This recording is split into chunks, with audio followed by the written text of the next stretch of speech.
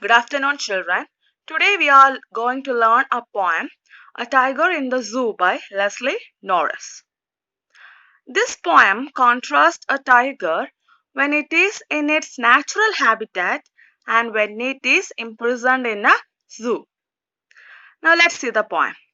He stalks in his vivid stripes, the few steps of his cage, on pads of velvet quiet, in his quiet rage.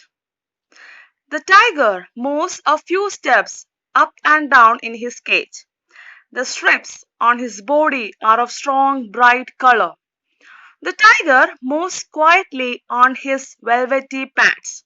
He is full of rage, anger, but is quiet because he knows that he is helpless here. He should be lurking in shadow, sliding through long grass near the water hole where plump deer pass. Now, in the second stanza, the poet is saying what the tiger in the zoo was supposed to do really when he was in the forest. What he will be doing if he was in the forest this time? Looking at the imprisoned tiger, the poet is filled with pity. He says that the poor tiger should have been in his natural habitat.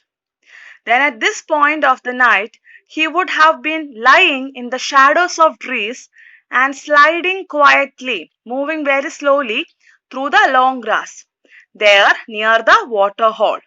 He would be waiting for some fat deer to pass that way. Thus, he would be lying there in expectation of a heavy feast. Okay, children? He should be snarling around houses at the jungle's edge, baring his white fangs, his claws, terrorizing the village. The poet further imagines that what the tiger would be doing in case he failed to find any prey in his natural habitat. He says that the tiger would be snarling, means growling, at the edge of the jungle near some village. There, he would be showing his white fangs, means long sharp teeth, and claws while moving here and there. He would thus become a cause of terror, a cause of great fear for the villagers. The poet here gives a hint that we destroy the natural habitat of tigers. Then they will be forced to turn to our towns and villages to find their food. But what is the condition of the tiger now, children? But he is locked in a concrete cell, his strength behind bars, stalking the length of his cage, ignoring visitors. Now, what is the condition? The poet sees the tiger locked in a concrete cell. Okay, concrete means it is made of cement, sand, and stone. Cell means a very small room. Okay, the tiger is locked in a concrete cell in the zoo. In spite of all his strength, he now lies imprisoned behind the bars. Even though the tiger is a strong animal, he is helpless because he has been put behind bars of the cage. Very slowly and silently. What do you mean by stalking? Very slowly and silently, he moves up and down along the length of the cage. He takes no note of the visitors who come to the zoo to have a look at him. The tiger is completely ignoring the visitors. He hears the last voice at night, the patrolling cars, and stares with his brilliant eyes at the brilliant stars. So the poet says that the tiger is not knowing any rest during the day because of the visitors. Even at night, he remains disturbed due to the noise of the patrolling cars. Okay, children, what do you mean by patrolling? The cars that go around to see that it is safe and there is no trouble. He keeps staring at the brilliant stars with his brilliant eyes.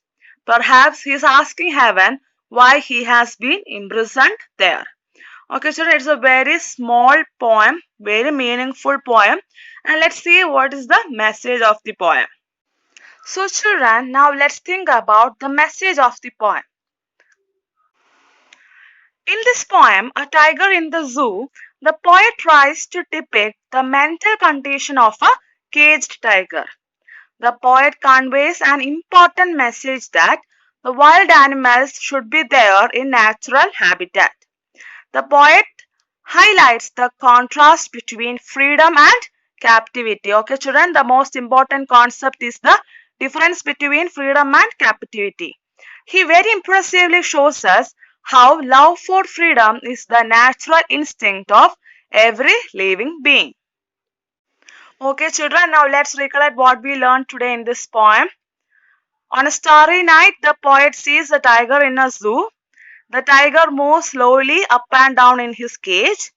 He is full of rage, anger, but is quiet in his helplessness. The poet is moved to pity for the tiger. He says that the tiger should have been in the jungle. He should have been moving quietly in the shadows near some water hole and waiting for a plum deer to pass that way. But sadly, he is locked behind bars in a concrete cell. He takes no notice of the visitors and is looking at the brilliant stars with his brilliant eyes. Now he has to be content with merely looking at the stars.